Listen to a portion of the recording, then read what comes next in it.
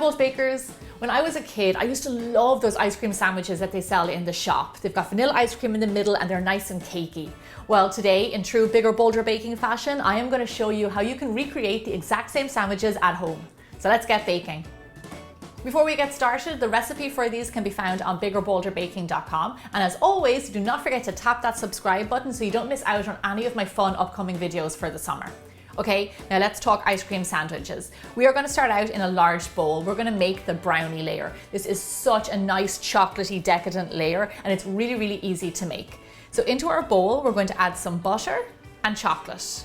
Then all you want to do is pop these into the microwave or put it over a bain-marie and just let the two ingredients melt gently together. Okay, so our chocolate is melted. Now be careful, you always want to keep a close eye on chocolate if it's in the microwave because you don't want it to burn. I've burnt many a bar of chocolate, so just keep a close eye on it. So now into our chocolate, to cool it down, we're going to add in some sugar. And then all you want to do is just whisk it in. Now the reason that we add in the sugar now is because we want the sugar to cool down the chocolate before we add in the eggs. So next we're going to crack in some eggs and then add a little bit of salt and of course some vanilla extract because you know I love vanilla extract. In you go. And then just swiftly give it a whisk all together. So when I was a kid on a Sunday, we used to go to the shop with our pocket money and everybody used to get an ice cream, and my dad's favorite one was an ice burger, which is actually very, very similar to this one, and it had kind of like chocolatey on the outside, it was soft and cakey, and then vanilla ice cream in the middle. It was so good. Unlike today though, when I was growing up, ice creams were like 50p, so they were very, very cheap. Okay, lovely. Our eggs are all mixed in. Set this aside and we're going to mix together our dry ingredients. So in a large bowl lined with a sieve, I'm going to add in my flour, cocoa powder, and baking soda.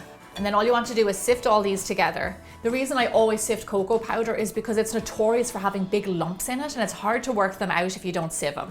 So I'm going to bring back in my wet ingredients, my lovely chocolatey mix, and then I'm going to add in my dry ingredients to that.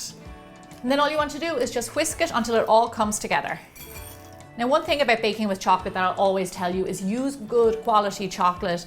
Somebody asked me the other day about cocoa percentages, and what you want to do is make sure the chocolate that you're baking with has a cocoa solid percentage, be it 50, 70, 72. That will make all the difference to your dessert, believe me. Do you see how thick this is?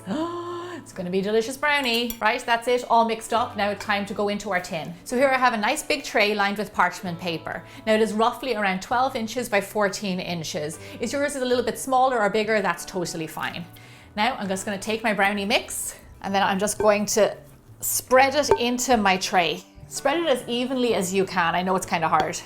Now this should spread out with a spatula, but if you can't get it to move around so easily, get in there with your hands and then push it into all the corners. That'll work perfectly fine too. Now that it's the summer, take that time that you have, a little bit extra, to do some baking. Get into the kitchen, get creative. I have so many recipes on my website and videos, so make sure you go and check them out, and there's lots there for you. Okay, lovely. He's all spread out, looking fantastic. Now it's time to bake them off. Bake your brownie off at 350 degrees Fahrenheit or 180 degrees Celsius for roughly 12 to 15 minutes. Our brownies are done and they look gorgeous. And you can tell when they're perfectly cooked because if you press in the middle, it's nice and firm. Now I did bake these for like an extra 5 minutes because I just want them to firm up a little bit more. So they probably will take roughly around 20 minutes. Okay, now we're just going to set this aside and let it cool down completely. So once your brownie is nice and cold, we're going to cut it in half, because we're going to sandwich the two layers together. So smack down the middle, just give it a nice big cut. Lovely. So we're going to pick up our one piece of brownie and then flop him over into the tray. Now the fresher he is, the more he might crumble. Don't worry if he crumbles, we can just mush it back together. And then when he's in the tray, just push him over into the edge because we're going to want to get those flush sides to make our sandwich. Okay, great. Now for the ice cream.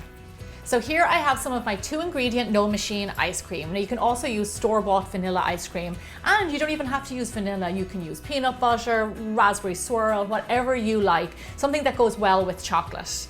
So all you want to do now is be really generous here, and we're going to put huge big scoops on top of our brownie layer. You want to make sure it's nice and thick because you want a nice big sandwich. Okay, lovely. And then when all your ice cream is there, it's handy if you leave it out on room temperature for around 10 minutes to let it get a little bit soft. And then go in with your clean hand and then just pat down your ice cream and get a nice thick layer until it's nice and even as it can be. Okay, great. I think that's enough ice cream. Now we're going to go on with our last layer. So to top it off, we're going to take our other layer of brownie and then very carefully slide it on top of the ice cream. Now take your time, you don't want it to break. And if it does break, mush it back together like I said. Now just pat the top down nice and firm. We want to sandwich it well together. And then bring over your cling wrap and just make him nice and snug in there. Okay, perfect. Now I'm going to pop this guy into the freezer for around 2 hours and let him freeze totally solid. So as they say in television, here is one I prepared earlier. Now this ice cream sandwich is really rock hard, so now I'm going to cut it up into its portions. So I have a nice serrated knife here, and then all I'm going to do is just trim the sides and just get them nice and even, just to make it look pretty. Now don't worry, this bit will get eaten as well. Now I'm gonna go ahead and cut this guy right down the middle. If you need to use a hot knife to get through that ice cream, that's a good idea. Lovely. Now you can make your sandwiches any size that you want. Obviously the bigger and bolder the better. So I'm gonna cut nice big rectangles, around 2 inches in width, all the way down. These sandwiches are great for like parties, sleepovers, really fun to make, easy, and they taste delicious. Oh my gosh, I think I was pretty generous because I cut them really big. Check that out. Now to give it a big bite. Oh man, cakey, brownie, sandwichy stuff with vanilla ice cream in the middle. You really can't go wrong. It actually tastes just like the ones that I had growing up. Oh, so good.